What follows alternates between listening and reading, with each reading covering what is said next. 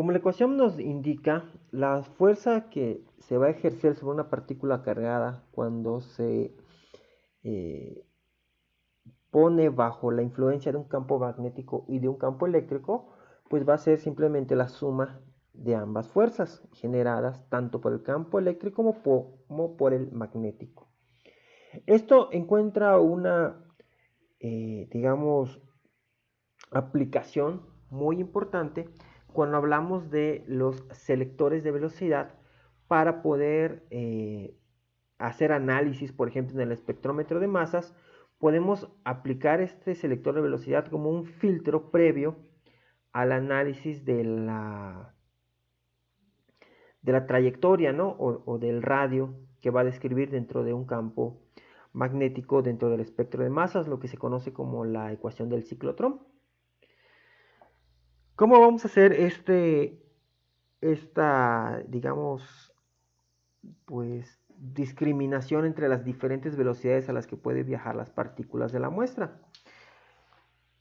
Como les expliqué y les voy a explicar ahora, cuando nosotros eh, aplicamos un campo eléctrico, una partícula cargada va a recibir una fuerza dependiendo de si está de forma negativa o positiva. Si la carga es positiva, el campo eléctrico va a generar una fuerza en la misma dirección que el campo eléctrico, acercándose hacia la placa negativa. Pero si la carga es negativa, va a sufrir una fuerza contraria al campo eléctrico, yéndose hacia arriba, hacia la placa positiva. Entonces tenemos dos posibilidades en el caso del campo eléctrico. Por otro lado, la regla de la mano derecha nos dice que si esta carga es positiva y el campo magnético se dirige hacia atrás de la pantalla, la carga que va a recibir, o la fuerza que va a recibir esta carga positiva va a ser hacia arriba. Pero si la carga es negativa, la fuerza de la regla de la mano derecha no se cumple. Es decir, la fuerza que la mano derecha me dice que va a ir hacia arriba, en realidad va a ser contraria, es decir, la fuerza magnética en realidad va a ir hacia abajo. ¿Okay?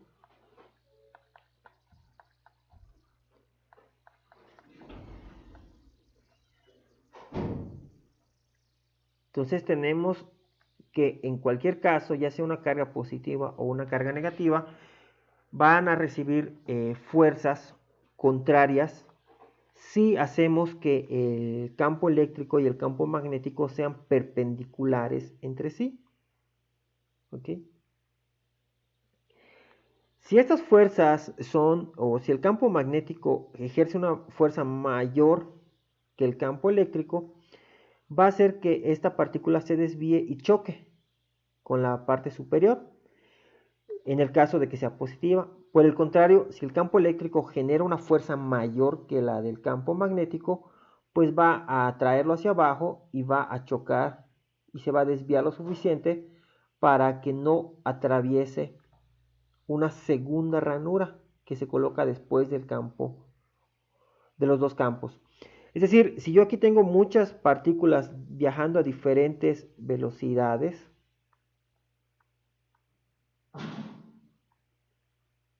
y las hago introducir por una ranura, dependiendo de la velocidad, esta fuerza magnética va a ser mayor o menor que la fuerza eléctrica. Y solo ciertas velocidades van a lograr llegar sin desviarse y pasar a través de una segunda ranura colocada después de los campos eléctricos y magnéticos. ¿Cómo voy a saber cuál es esa velocidad? Pues yo sé que la fuerza magnética o generada por el campo magnético es igual a Q por velocidad por la magnitud del campo magnético. Y la magnitud del campo eléctrico va a ser igual a la carga por la magnitud del campo eléctrico. Puedo ver que en cualquier caso ambas fuerzas están sobre el mismo eje, de manera que si yo hago que la fuerza de B sea igual a la fuerza de E, significaría que ambas se cancelan y mi partícula no sufre ninguna desviación. Es decir, que yo necesito hacer que Q por B sea igual a Q por E. ¿Cuáles son las velocidades que no van a desviarse? Bueno, las velocidades que sean iguales a Q por campo eléctrico entre Q por el campo magnético. Las cargas se cancelan y puedo ver que las velocidades que no se van a desviar son las que tengan la relación campo eléctrico sobre campo magnético igual a la velocidad. Es decir que si yo sintonizo o gradúo las magnitudes de los diferentes campos, puedo discernir y filtrar solo las velocidades que a mí me interesen.